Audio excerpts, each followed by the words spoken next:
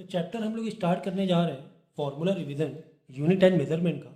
इसमें जो जो फॉर्मूले हमारे यूज़ हो रहे हैं तो इसी को हम लोग एक्सप्लेन करेंगे और फिर से रिकॉल करेंगे।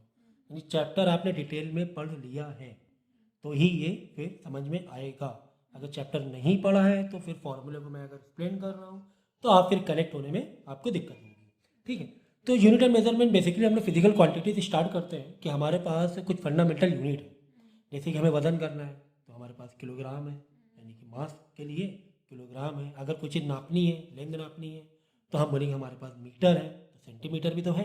लेकिन हम लोग फिलहाल एसआई यूनिट लेंगे। ठीक है ना, हम लोग किसके ये लेंगे सिंबल एसआई यूनिट के लेंगे। ठीक है, तो फटाफट चलो लिखते हैं हम लोग मास। तो मास बताओ किसमें हम लोग उसका सिंबल क्या है एम, और किसमें लेंगे किलोग्राम में। उसके एसआई यूनिट जो मास की है वो किलोग्राम है, जैसे ग्राम भी है ना, मिलीग्राम भी, लेकिन एसआई यूनिट किलोग्राम है। ठीक है ना। ठीक इसी तरह लेंथ, लेंथ के लिए बोलो, लेंथ के लिए सिंबल क्या है एल, और इसकी एसआई यूनिट क्या है, किसमें हम लोग नापेंगे मीटर में नापेंगे। किसमें नापेंगे मीटर में, और ई कर लो। ठीक है, और टाइम के लिए हमारे पास है सिंबल टी, मतलब एम एल टी, यानी किसी भी फिजिकल क्वांटिटी किसी भी फॉर्मूले को हमें एक्सप्रेस करना है, अगर उसके डायमेंशन बताना है तो इस तरह मास के लिए एम, एल के लिए लेंथ के लिए एल सिंबल यूज करेंगे, टाइम के लिए टी यूज करेंगे, और टाइम लेंगे किसमें लेंगे आवर या मिनट में, सेकेंड में लेंगे। ठीक है ना, एसआई यूनिट क्या है सेकेंड। इसी तरह इलेक्ट्रिक करंट, करंट हमें फिजिकल क्वांटिटी नापनी है तो करंट के लिए सिंबल हम लोग देंगे आई, और इसकी जो एसआई यूनिट है उसे हम लोग बोलते हैं एम्पियर। ओके, इसी तरह टेम्परेचर के लिए, टेम्परेचर के लिए टेम्परेचर किस में नापते हैं हम लोग केल्विन में नापते हैं, और इसकी एसआई यूनिट इसकी जो सिंबल है वो थीटा लेते हैं, कैपिटल टी भी लेते हैं लेकिन थीटा लो आप, क्योंकि इसको एमएलटी में अगर हमें एक्सप्रेस करना है, नहीं एमएलटी देखो ठीक है स्मॉल टी पूरे फॉर्मूले में लेना है, लेकिन अगर एमएलटी में एक्सप्रेस करना है डायमेंशन में, उसके यूनिट उसके फॉर्मूले को डायमेंशन में अगर एक्सप्रेस करना है तो टी लेंगे, थी टेम्परेचर के लिए थीटा लेंगे। ठीक है ना, डायमेंशन यूनिट के लिए सिर्फ और सिर्फ डायमेंशन। बाकी वर्किंग दिखाने के लिए, सॉल्यूशन दिखाने के लिए हम सॉल्व कर रहे हैं क्वेश्चन को तो आप स्मॉल टी लो टाइम के लिए, मतलब that is not a symbol. वो देखो अभी इतना बड़ा हम टाइम लिखेंगे बार बार तो हम स्मॉल टी लिख देते हैं, लेकिन इसका जो एमएलटी सिंबल डायमेंशन सिंबल वो कैपिटल टी है, टेम्परेचर के लिए थीटा है। ठीक है ना, इसी तरह इंटेंसिटी के लिए इंटेंसिटी का एक्सप्रेशन जे से होता है, और इसकी जो एसआई यूनिट होती है वो कैंडेला होती है। ओके, एंड सब्सटेंस का जो अमाउंट है, मॉलिक्यूल्स जो होते हैं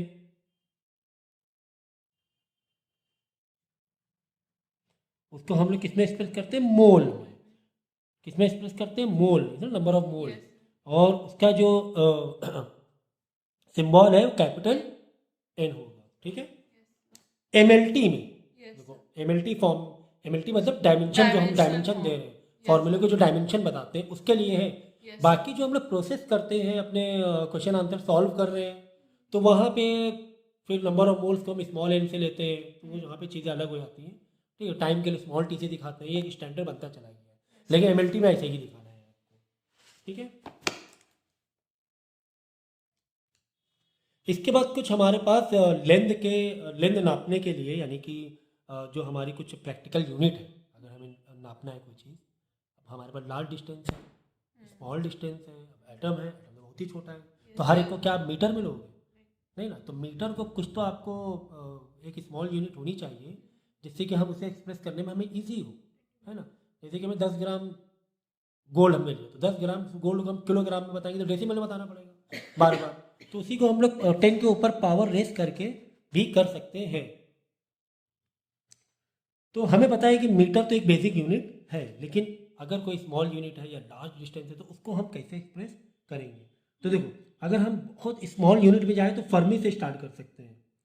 फर्मी, जैसे फर्मी मीटर, जैसे सेंटीमीटर मिलीमीटर, वैसे फर्मी मीटर, और इसका सिंबल है एफ एम, और इसकी value in metre in SI unit 10 की पावर -15 मीटर होती है। तो कहीं पर फर्मी आ गया, 10 फर्मी आ गया, तो आप बोलो 10 फर्मी, और अब पूरा आपका क्वेश्चन एसआई यूनिट पे चल रहा है तो 10 फर्मी नहीं ले सकते, 10 इंटू 10 के पावर -15 मीटर करना पड़ेगा।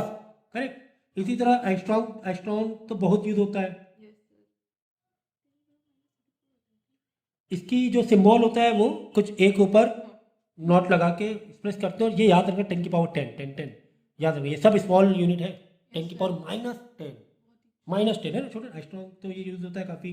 फिर नैनोमीटर तो खैर यहाँ से तो पता ही होगा, नैनोमीटर, तो नैनोमीटर में आप एनएम में ये दिखाओगे, एनएम, और इसको मीटर में कन्वर्ट करेंगे तो 10 की पावर -9 मीटर हो जाएगा। नैनो के बाद माइक्रो, ये माइक्रोन भी कहते हैं, इसको सिंबल ऐसे म्यू एम, ये माइक्रोन का हो गया, ये हो गया 10 की पावर -6 मीटर। ठीक है, तो एस्ट्रॉन से भी अगर आपने याद किया फर्मी तो बहुत ही एक आध क्वेश्चन में आएगा, लेकिन ये तो मतलब बिल्कुल पक्का याद ही रखना, एस्ट्रॉन आता रहता है, नैनोमीटर तो आने ही आना है, माइक्रोन तो आते ही है, माइक्रो। ठीक है, ये हो गया 10 की पावर -6। फिर मिलीमीटर, मिली तो पता ही है, मिलीमीटर तो मैंने सिंबल में ही लिख दिया उधर भी, तो मिलीमीटर 10 की पावर -3 मीटर हो जाएगा। फिर मीटर मतलब जस्ट मीटर हो जाएगा। अगर हम बड़े में जाएंगे, बड़े यूनिट में जाएंगे, तो हमारे पास जैसे कि लाइट ईयर है, क्या है, लाइट ईयर। लाइट ईयर के लिए हम लोग सिंबल करते हैं इस तरह,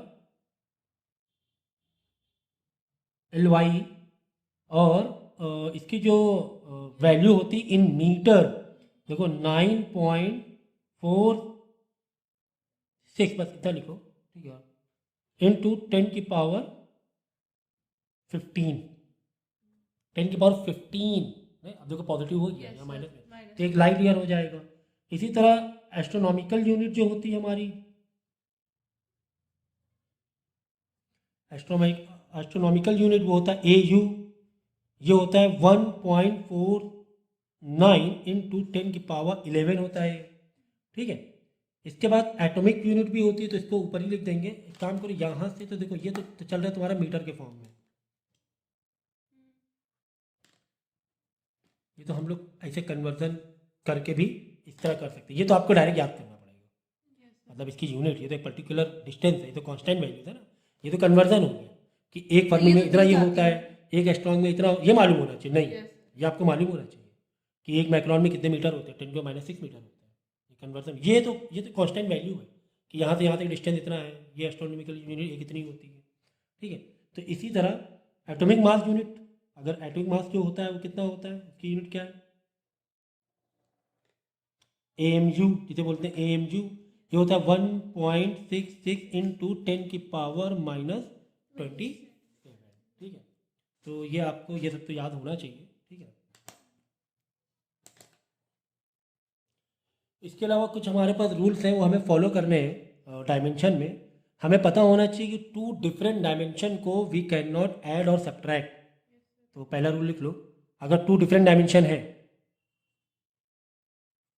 ये इससे बेसिक है, ये आपको तो पता ही है, 2 different dimension we can not add और सब्ट्रैक्ट, ऐड और सब्ट्रैक्ट। ठीक है,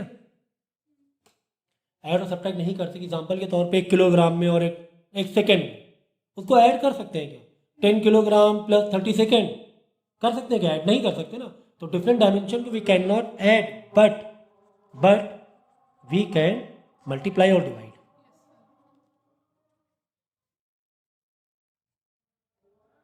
ठीक है ना, जैसे 1 किलोग्राम में 1 सेकेंड में, तो किलोग्राम सेकेंड तो करते ही हम लोग। अब जैसे कि वर्क, जैसे वर्क का फॉर्मूला है, वर्क में हम लोग क्या करते हैं, work is equal to force into displacement. Force होता है हमारा न्यूटन में, डिस्प्लेसमेंट होता है हमारा मीटर में, तो NM आ गया ना, NM। ठीक है, ये न्यूटन आपका ड्राइव यूनिट है। तो नाउ नेक्स्ट है हमारा rules for significant figure. Significant figure का मतलब ये होता है कि आपके पास कोई नंबर है, तो उसको हम जो एक्सप्रेस करेंगे उसके नंबर्स को सिग्निफिकेंट फॉर्म में, तो वो सिग्निफिकेंट फिगर क्या होगा। एग्जांपल के तौर पे all non zero digit are significant, जितने भी नॉन ज़ीरो हैं सबको सिग्निफिकेंट माना जाएगा। जैसे 1.234, 1 2 3 4, तो 4 सिग्निफिकेंट फिगर हो गए, माने के डेसिमल था। जैसे कि 1.2 ग्राम, ये कितने हो गए, 2 सिग्निफिकेंट फिगर हो गए, क्योंकि ये सब नॉन ज़ीरो है। ये सारे रूल्स हैं 1 बाय 1, ये सारे रूल आपको याद रखने हैं। ठीक है, अगर ये चैप्टर आपको भूल चुके हो तो पहले क्या करना है, इसका डिटेल वाला चैप्टर पढ़ लेना, उसके बाद फॉर्मूले का रिवीजन करना, नहीं तो आपको सब ऊपर से जाएगा, फिर बाद में ये ना बोलना कि सर समझ में नहीं आ रहा है, ठीक है। उसके बाद देखो क्या बोला है, नया रूल क्या, नेक्स्ट रूल क्या है, zeros between non zero digit are significant. मतलब दो नॉन डिजिट के बीच में कितने भी जीरो आ जाएं उनको सिग्निफिकेंट फिगर कहेंगे। सो इसको हम बोलेंगे कि 4 सिग्निफिकेंट फिगर है, इसको हम बोलेंगे 3 सिग्निफिकेंट फिगर है। इसी तरह leading zeros to the left of the first non zero digit are not significant figure. यानी कि लीडिंग जीरो मतलब स्टार्टिंग के जो जीरोस होंगे, ठीक है, जो हमारे लेफ्ट में स्टार्टिंग, लीडिंग मतलब स्टार्टिंग का, ट्रेसिंग मतलब बाद वाले, ठीक है ना। तो जो लीडिंग यानी शुरुआत के जीरो के सिग्निफिकेंट फिगर नहीं कहेंगे। जैसे कि इतना बड़ा जो नंबर तुम्हें दिख रहा था उसको सिर्फ 1 सिग्निफिकेंट फिगर ही कहा जाएगा। इतना बड़ा जो नंबर दिख रहा था इसे हम 2 सिग्निफिकेंट फिगर ही कहेंगे, ठीक है। उसके बाद द टर्मिनल और ट्रेलिंग जीरोस, जो लास्ट में जीरोस हैं, इन्हें नंबर विदाउट डेसिमल पॉइंट, तो लास्ट में जो जीरोस होंगे विदाउट डेसिमल पॉइंट उसको काउंट नहीं किया जाएगा। एग्जाम्पल के तौर पे 1 2 3 मीटर यानी कि 3 डिजिट हो गए, 1 2 3 0 लेकिन ये भी 3 डिजिट होगा क्योंकि लास्ट के जीरो काउंट नहीं करते हैं, जो ट्रेलिंग जीरो से काउंट नहीं किया जाएगा। फिर 1 2 3 0 तो ये लास्ट के जितने भी जीरो से काउंट नहीं होंगे। तो all this 3 numbers are just 3 significant figures and the trailing zeros being not significant, okay।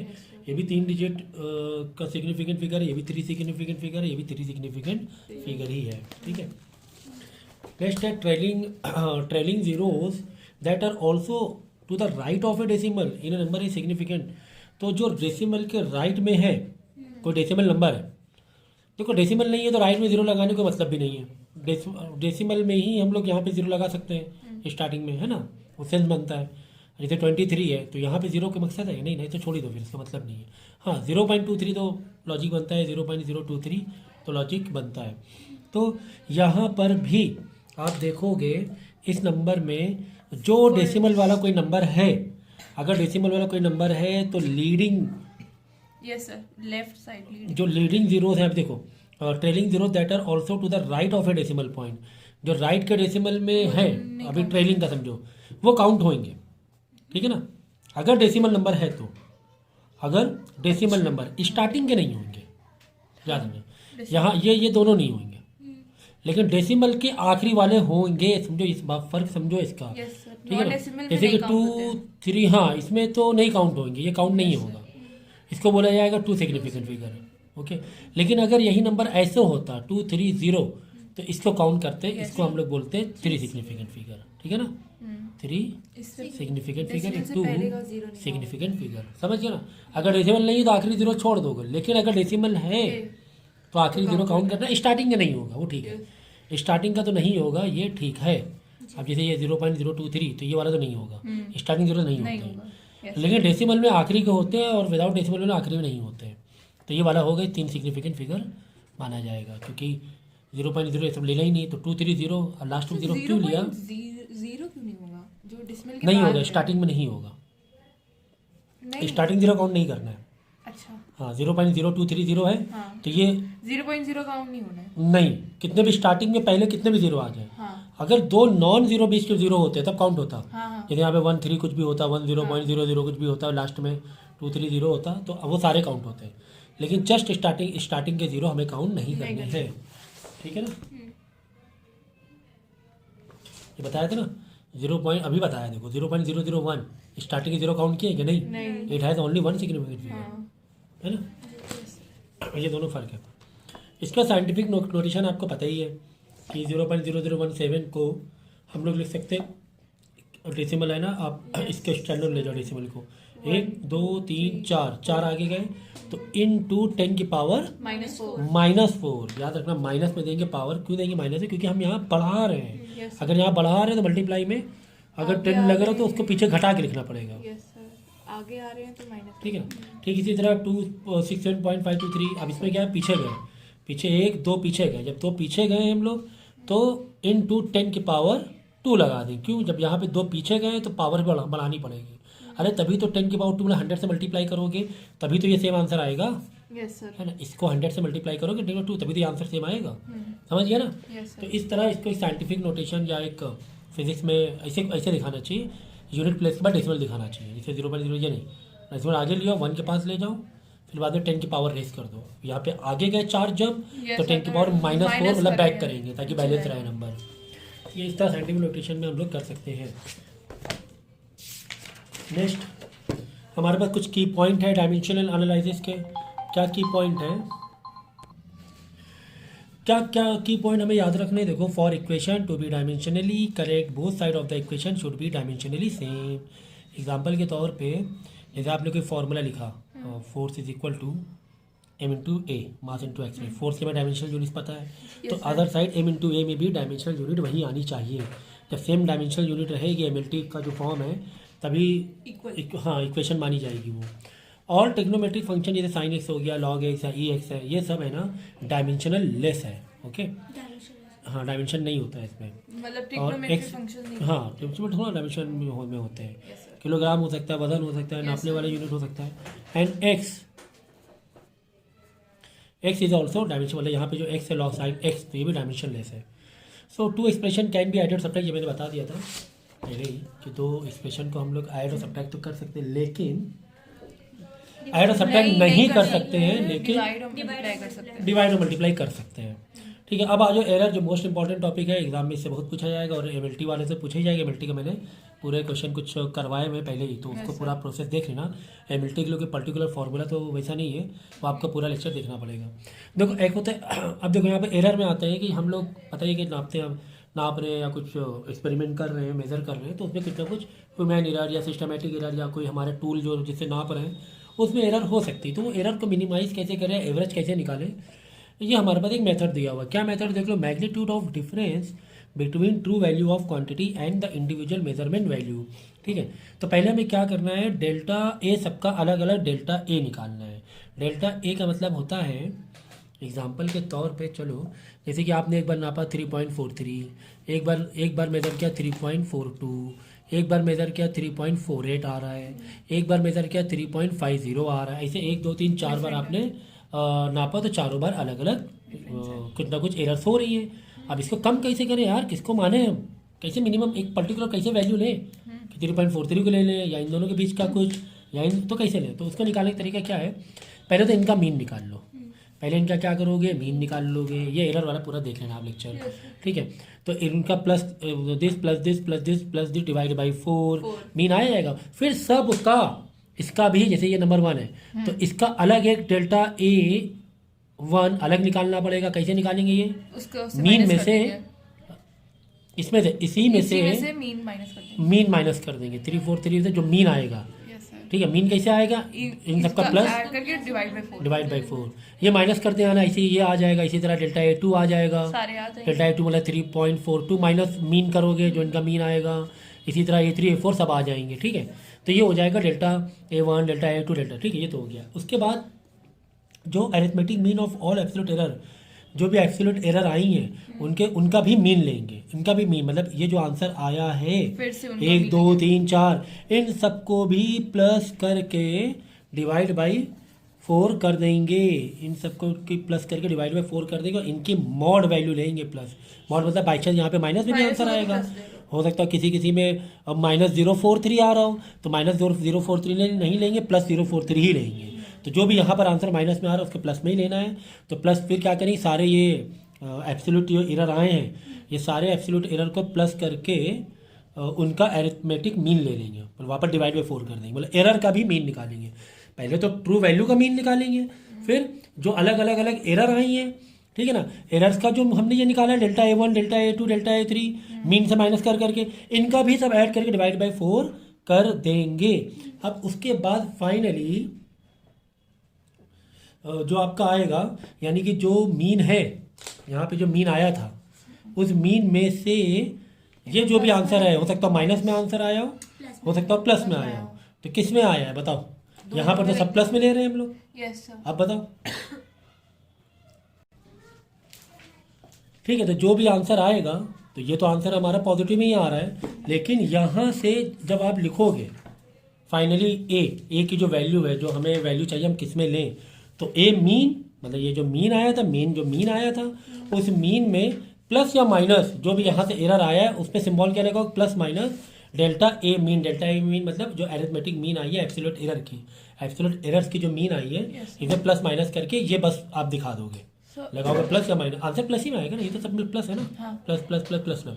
लेकिन अब वो जो एरर है मीन वो उससे तो ओरिजिनल plus मीन और से minus ज़्यादा भी कम भी हो सकता है, फिर हमारे ऊपर होता है हम क्या क्या लें, इसीलिए प्लस और माइनस दोनों सिंबल में आपको दिखाना है। Yes. आंसर ये प्लस में ही आएगा, ठीक है ना। लेकिन यहाँ पर आपको जो फाइनली ए लोगे कि जो भी वैल्यू है जो अलग अलग आपने मेजर की थी, बार बार अलग अलग आ रही थी, फाइनली आप क्या लोगे, इनका मीन यस और प्लस माइनस वो जो एब्सोल्यूट एरर का मीन, मतलब इस वैल्यू में, इस मीन वैल्यू में यस सर। ये कम या ज़्यादा हो सकता है, इतना चांस है, इसका मतलब ये होता है, ठीक है। ठीक है, तो निकाल के रखो ना, एग्जाम्पल दिखाने काम आएगा।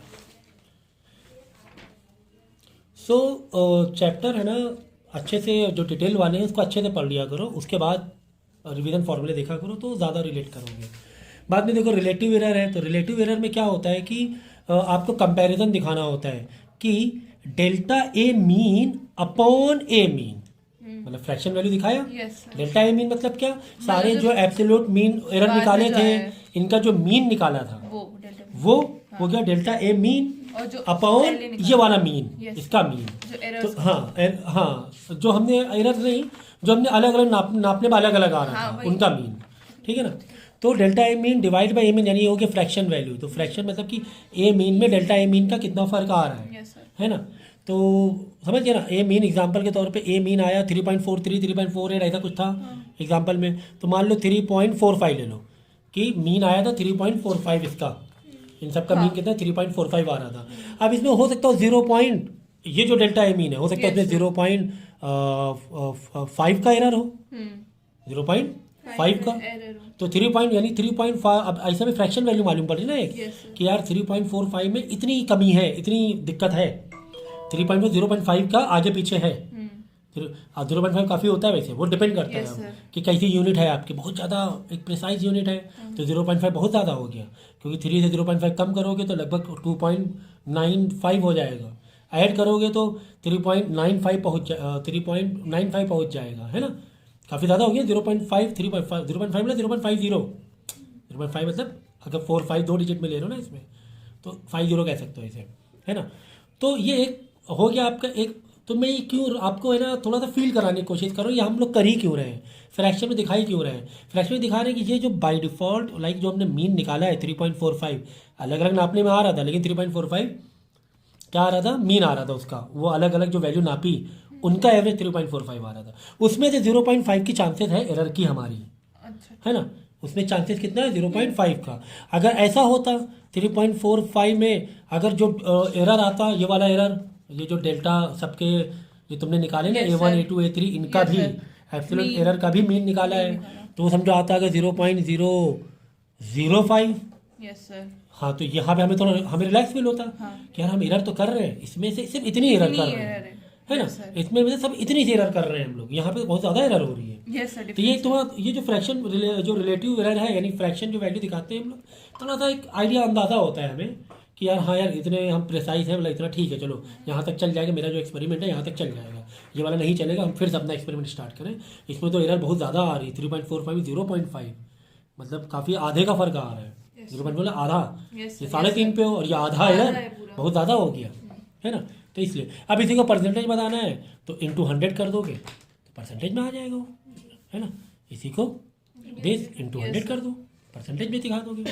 अब एरर ऑफ सम और डिफरेंस मतलब कि अगर आपकी दो क्वांटिटी है, दो क्वांटिटी को प्लस कर रहे हो आप, फॉर्मूला है कोई उसमें प्लस कर रहे हो, जैसे आपने लेंथ नापी ब्रेथ नापी, आपने सोचा कि यार देखें यार इसकी लेंथ और ब्रेथ कितनी है, अब लेंथ में भी कुछ एरर किया है, ब्रेथ में भी कुछ एरर किया होगा, हाँ। तो उसमें क्या एरर हो रही है, क्या रिलेशन बैठ रहा है। तो इसमें जो एरर तुमने किया और इसमें यानी कि लेंथ नापने में जो तुमने एरर किया, ब्रेथ नापने में जो एरर किया, उन दोनों एरर्स को भी क्या कर दो, प्लस कर दो, तो ओवरऑल एरर आ जाएगा। कि बात समझे देखो जैसे ये पेन और ये आप कैप नाप रहे हो, रेशो ले रहे हो कि पेन की लेंथ में कैप की लेंथ कितनी है, आपने पेन की लेंथ ली कुछ और कैप की लेंथ ली, लेकिन इसमें भी एरर किया, इसमें भी एरर किया, तो अब दोनों मिला के तुमने जोड़ दिया, ये 5 सेंटीमीटर, ये 12 सेंटीमीटर, ये है 4 सेंटीमीटर, 12 4 16। अब इसमें भी एरर थी, इसमें भी एरर थी, तो 16 सेंटीमीटर हो गया लेकिन ओवरऑल। अब 16 सेंटीमीटर में कितनी एरर, सेपरेट एरर तो मालूम है, हाँ ओवरऑल पूरे Overall। हाँ कितनी एरर हो रही है, तो उनके एरर को भी तुम क्या कर दोगे, प्लस कर दोगे। तो चाहे फॉर्मूला तुम्हारा दो क्वांटिटी के बीच में प्लस का हो या minus चाहे माइनस का हो, लेकिन एरर को प्लस ही करोगे, अच्छा है ना। आपने कुछ ऐसे किया कि यार चलो इस पेन में एक ये वाला एरिया यहाँ तक डिजाइन थी, ये एरिया माइनस कर दिया आपने 10 सेंटीमीटर में 3 सेंटीमीटर माइनस। अब इस 3 सेंटीमीटर को भी नापने में एरर हुई तुम्हारी, और इस पूरे पेन के 10 सेंटीमीटर नापने में कुछ एरर की, लेकिन ओवरऑल एरर के लिए ओवरऑल एरर कितनी हुई, हम तो हमारा फॉर्मूला है दो क्वांटिटी के बीच में माइनस का। अब चाहे वो दो क्वांटिटी के बीच में प्लस का फॉर्मूला हो, चाहे दो क्वांटिटी के बीच में Minus। मतलब वो जो दो एक्सपेरिमेंट आपने किए हैं उसमें चाहे वो माइनस हो, एरर आप प्लस ही प्लस करोगे। ही करेंगे। तो कौन सी error, delta A. What is delta A, यही जो हमने निकाला है, यस सर। ठीक है ना, ये जो फाइनली निकाला है हमने डेल्टा ए मीन, ये आपको दिया रहेगा एक्चुअली में। ए को नापने में इतनी एरर की है, बी को नापने में इतनी एरर की है, तो बताओ ओवरऑल एरर। अब दो क्वांटिटी प्लस या माइनस है, दोनों एरर को प्लस ही करोगे। इसी तरह अगर प्रोडक्ट मतलब मल्टीप्लाई और डिवीजन है, जैसे कि आप एरिया निकाल रहे हो लेंथ इनटू ब्रेथ, यस क्या निकाल रहे हो, लेंथ इनटू ब्रेथ। अब लेंथ नापने में भी तुमने एरर कर दिया, ब्रेथ नापने में भी एरर कर दिया। आपने तीन समझो कि आपने किया 3.5 इंटू ये हो गई लेंथ और इंटू 2.4 मल्टीप्लाई करके एरिया का ओवरऑल फॉर्म लिख दिया, आंसर कितना आया। अब तुम्हारी इसमें भी एरर थी, तुम्हारी इसमें भी एरर थी, और जो तुमने आंसर निकाला था उसमें भी एरर होगी, पहले एरर है। तो ऐसे में क्या करेंगे, जो मल्टीप्लाई हो चाहे डिवाइड हो, फॉर्मूला में चाहे मल्टीप्लाई चाहे डिवाइड हो, तो ए में जो तुमने एरर की, जो तुमने ए में एरर की और जो तुमने बी में एरर की, दोनों को प्लस कर देंगे, लेकिन उनकी रिलेटिव वैल्यू को यस सर। क्या करोगे, उनकी रिलेटिव वैल्यू रिलेटिव वैल्यू को, रिलेटिव एरर जो था हाँ हाँ फ्रैक्शन में, Yes। उन दोनों को क्या कर दोगे, ऐड कर ऐड दोगे। कर देंगे। अब चाहे वो रिलेशन मल्टीप्लाई वाला हो ये डिवाइड या डिवाइड हो, जैसे कि example power 0 work upon time, हाँ अब वर्क में एरर किया, टाइम में भी एरर किया, हाँ तो ओवरऑल कितनी एरर हुई, तो ओवरऑल वर्क में जो एरर किया था उसकी फ्रैक्शन वैल्यू, और जो टाइम में हुआ तो उसकी फ्रैक्शन, उन दोनों को ऐड कर देंगे तो ओवरऑल एरर आ जाएगा। तो ये, और यहाँ पर भी ये भी एक इंपॉर्टेंट है, देखो ओवरऑल एरर नहीं आएगा, इधर भी डेल्टा जेड बाई जेड करना पड़ेगा। तो अब यहाँ से सर एरर कितनी हुई, ये तो delta Z by Z, yes sir. तो ये क्या करना पड़ेगा, डेल्टा जेड बाई जेड को तुम्हें इधर मल्टीप्लाई भेज देना, हाँ तो जस्ट एरर आ जाएगा, हाँ multiply by Z. What is Z, अरे जैसे तुमने यहाँ पे निकाला एरिया, तो मतलब वही एरिया, एरिया देखो लेंथ इनटू ब्रेथ, ठीक है ना। तो उस एरिया में कितनी एरर हुई, तो उस एरिया का भी तुम्हें यहाँ पे रिलेटिव रिलेशन लेना पड़ेगा, ठीक है ना, कि area error in area upon area is equal to length में error upon length plus breadth में एरर अपॉन ब्रेथ, और फिर जस्ट एरर चाहिए तो ये जेड यानी एरिया उधर जाके मल्टीप्लाई करा दे, जस्ट एरर आ जाएगा, ओवरऑल पूरे एरर्स आ जाएंगे। Is it clear, okay. इसी और चाहे डिवाइड हो, डिवाइड में भी आपको बीच में प्लस ही लगाना है, यस मतलब ए यानी कि फॉर्मूला है वर्क अपॉन टाइम, तो वर्क में का भी एरर का relative fraction value and time का भी एरर की फ्रैक्शन वैल्यू, एरर की फ्रैक्शन वैल्यू मैं बता दिया यहाँ पर पहले ही यस सर। कैसे होनी है।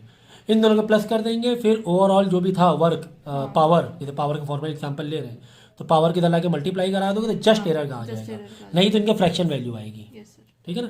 देख लो डेल्टा जेड बाई जेड है, सर अगर फ्रैक्शन वैल्यू में पूछेंगे तो ऐसे ही बस ऐसे लिख देना, ठीक है। अब इसी तरह अगर पावर में कोई फॉर्मूला दिया हुआ है, अपॉन ऐसे लगाओ तो ज़्यादा अच्छा लगेगा,